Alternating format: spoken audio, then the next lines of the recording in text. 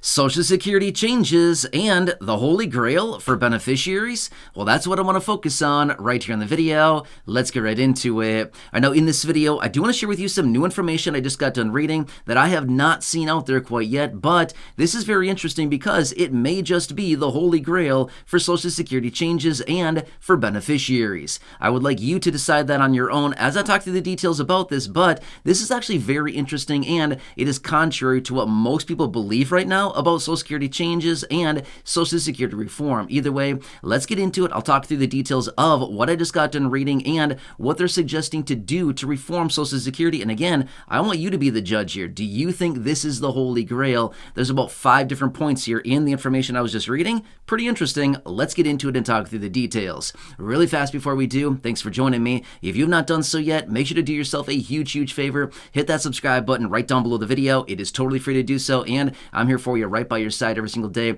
doing all the research, watching the headlines, watching all the announcements, bills, packages, proposals, ideas, anything else like that coming out right now to reform Social Security, to raise benefits, to change the program in a major way, and all of these other things that we've been talking about for several years now. A lot of things are coming up literally every single day. There's new information hitting the wire, and I'm bringing it to you in these short videos every single day to help you out in any way that I possibly can and make sure that you can possibly grab as much as possible out there, including increases to benefits, money, checks, raises, anything like this, stimulus checks, monthly checks. Again, the list goes on and on. I'm here for you every single day in any way that I possibly can for the low income, fixed income, seniors, people with disabilities. Again, I'm here for you to advocate on your behalf. So again, make sure to subscribe down below if you haven't done so yet. Totally free to do so. And feel free to share this video with your friends, family, social media. There's a share button right down below as well. Thanks again. Truly appreciate literally every single one of you here in this community.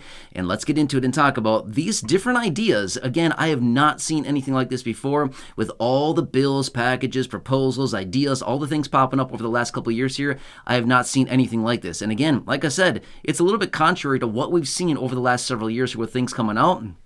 And I want to hear your opinion on this. Do you like the ideas? I have to say, it's interesting. I kind of agree with a little bit of what's going on here, but I don't want to influence anybody here with what I think about this. But I'm just kind of curious, and again, I'd love to read your comments down below. But let's run through the details about this. I would advise stick with me. If you want to hear the details about these, I would try to buzz through these relatively quickly. I can tell you this much: the last one is probably the most interesting in this little list here. Okay, so I'm going to try to buzz through these relatively quickly here. Okay, so there's 5 different things here that this person was laying out and saying this is the real key to Social Security reform. Now, here's the thing. We've seen so many different proposals coming out, right? Raise the full retirement age, raise taxes. Again, the list goes on and on. We've heard it all a million times. It gets really old, right? Well, here's the deal. Let me tell you what this person is suggesting. So right now, you know that you can claim Social Security as early as the age of 62, right? Well, guess what? This person is suggesting forget 62, lower it to 58. Have you ever heard that before? I'm going to be honest with you. I've never heard that before. With all the research I've done, I've never heard a single person say lower the age to claim Social Security to 58 from 62. If anything, some people are suggesting raise it up to 66, 68, 65, something like this. I've never seen it lowered to 58. So that is number one. They say lower it from claiming Social Security at 62, lower it to 58, allowing people to retire earlier. Not bad. Sounds pretty good to me, right? Sign us up. That sounds pretty good right there. So that is number one. Number 2, they also want to reduce the age in which you can start drawing on retirement plans. Right now, you can take distributions at 59 and a half. So they're saying, hey, we need to reduce that down to 58 as well. So somebody could technically retire at the age of 58, start claiming Social Security, and at the same time start drawing on some of their retirement funds at the age of 58 without penalty. Now, again, I know this does not apply to everybody. I know that not everybody has a retirement account, but this is just another point within what this person was suggesting is lower that from 59 and a half of distributions down to 58. Okay, so that's number 2. Number 3 is make all income for anybody receiving Social Security not taxable by federal taxes for the first $20,000 of income. Again, not bad, right? Let's just imagine this. If you were somebody receiving Social Security benefits and they actually added this, as in reducing all federal taxes for the first $20,000 of income, imagine what that would do. Number 1, you could go out there and earn, well, 20 grand and not pay a single penny in taxes on that. That would be pretty nice. That would save you a lot of federal taxes. Now, obviously, if you're in a state that has state taxes, well, then you'd still need to pay those state taxes, but it would be tax-free income for the first 20 grand. That would save you a lot of money. That'd be a lot of extra money in your pocket for that first $20,000. So that's what the person is suggesting as well. Make all that income for Social Security beneficiaries. Again, if you want to work, whatever, any income no longer taxable. Not a bad solution, right? That'd be pretty cool. That would provide a lot more money at the end of the day because you're not paying a percentage of it to the federal government, right? So again, that is number 3. Number 4 is reducing the earnings test. Now, what do I mean by this? This is the threshold that we've talked about before, but it changes every year. For 2024, it is $22,320 for somebody that is claiming Social Security benefits prior to their full retirement age. In other words, that averages out to $1,860 a month. So basically what that means is somebody claiming Social Security benefits prior to their full retirement age, basically you have this earnings test. If you earn over that limit, you can, but just remember this much. If you do earn over the limit, your benefits will be reduced by $1 for every $2 that you earn over the limit. $22,320 for the entire year of 2024. And if you earn over the limit, again, that's how your benefits will be reduced. So again, this person is suggesting the earnings test is ridiculous. Why are we punishing anybody who wants to work and have an income, especially somebody living on Social Security as a retiree? Why are we punishing these people, right? That's exactly what this person is saying is this doesn't make any sense. Why would we disincentivize somebody to go out there and maybe have a little bit of income from anything that they want? It doesn't really matter. It could be working 9 to 5. It could be working part-time. It could be a side hustle. It could be a small business. It could be anything. Why are they getting punished for trying to make ends meet? Doesn't make any sense whatsoever, right? So the person is saying completely eliminate the earnings test. Makes no sense at all. And honestly, I agree with that. It doesn't make any sense in my head why you would be punished for having an income as somebody receiving benefits prior to your full retirement age. Who cares, right? We should not be disincentivizing people. We should be incentivizing people. Seriously, give them more money. If somebody wants to work and have an income, by all means, let them do what they want, right? Again, that's just my opinion on that. But that is for early claiming. And then again, for those people that are going to be receiving or hitting full retirement age in 2024, again, the earnings test there is $59,520. So again, that's significantly higher. But again, why is that in place? Why would benefits be reduced? So anyway, that is number 4. Now, number 5, this is the gravy one right here, and this one I find to be very interesting. So basically, all of those 4 points that I just led up to, the person was suggesting, hey, these 4 points right here, if we did all of this right here, it would give more money in the trust fund for Social Security. It would allow them to have more leeway, even though it seems like, but wait, how could they possibly have more money in the trust fund if people are filing for Social Security benefits at the age of 58? Well, again, he ran the math on this. Apparently, this person that wrote this article that I was just reading is a financial advisor. So, you know how financial advisors are, right? They know numbers, right?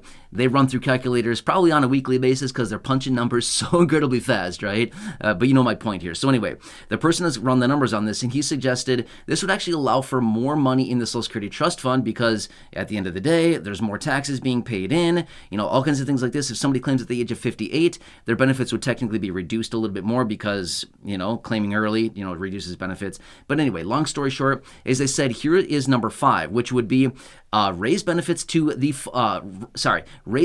up to the federal poverty line, or a $200 increase for those people that are below the federal poverty line, whatever is less. Now, let me explain that really quickly, okay? So as of right now, we know that the federal poverty line is a little over $1,200 a month as of right now, okay? So as a result of that, let me give you a quick example. Let's just say that somebody's receiving a benefit of, say, $1,100 a month. Well, in this case, the argument would be we're not going to raise benefits by $200 a month because if we raise benefits by $200 a month for this person from $1,100 by $200 would be $1,300 a month. That'd be above the federal poverty line. Interesting, right? So what would they do in this case?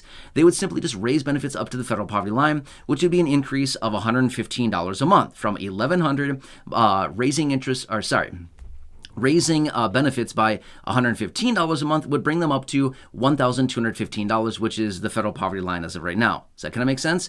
Now, I'll give you another example here. Let's just say that the person is receiving, say, $900 a month, okay, in their monthly benefit. Now, the whole logic behind this would be raise them up to the federal poverty line, but no more as a result of this one-off raise here, okay? So in this case, this person is receiving $900 in this example. The federal poverty line, again, being $1,215. $1,215 a month, $1,215. In this case, this person would get a $315 per month raise. $900 up to $1,215 is $315 a month extra in their monthly benefit. Does that kind of make sense? So basically what the person is saying is that let's raise benefits up to the federal poverty line or by $200 or whatever you see fit, but not to exceed the federal poverty line. Does that kind of make sense? So it's kind of all tailored to the beneficiary and basically whatever they would need to lift those benefits up to the federal poverty line. So basically what it would do is it lift the benefits for a lot of beneficiaries who are receiving low income benefits.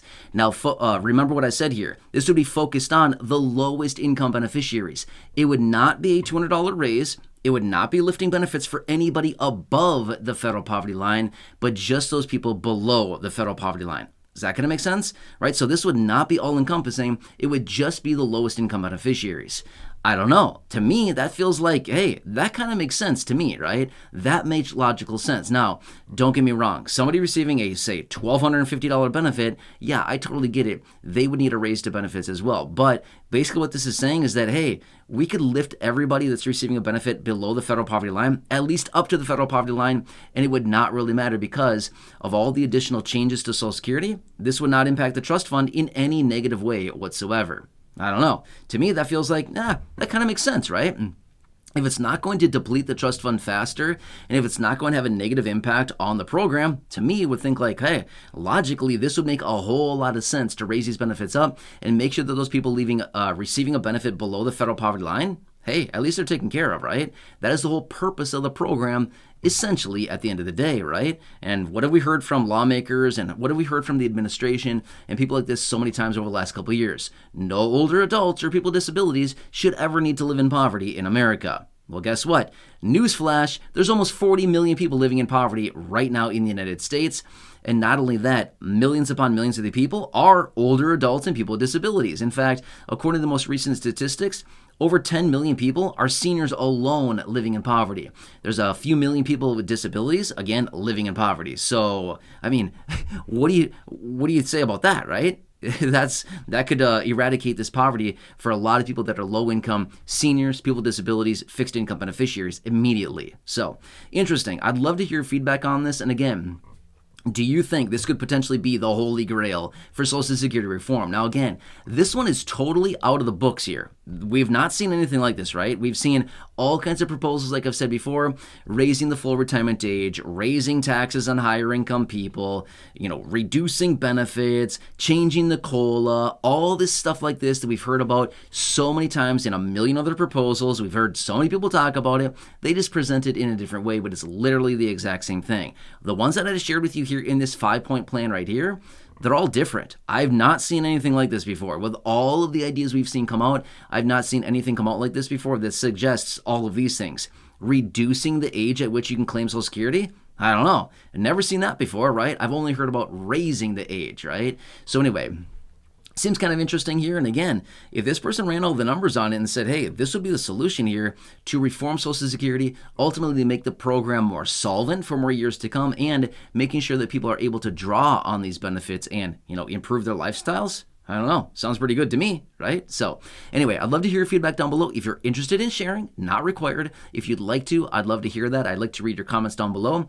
Other than that, let me know down below what you think about this. If you like it, if you don't like it, that's totally fine. I just read about this and thought, hey, this is something I certainly want to share with the community here. So anyway, hope this one helps you. As always, make sure to subscribe down below. Totally free to do so. Share the video with your friends, family, social media. Go back and check out any of the other thousands of videos here on the channel, including those that I have linked down below in the description and at the top of the comment section. There's a video link there as well. Otherwise, that's about it. Enjoy your day. Take care. And I look forward to reading your comments down below. Have a nice day.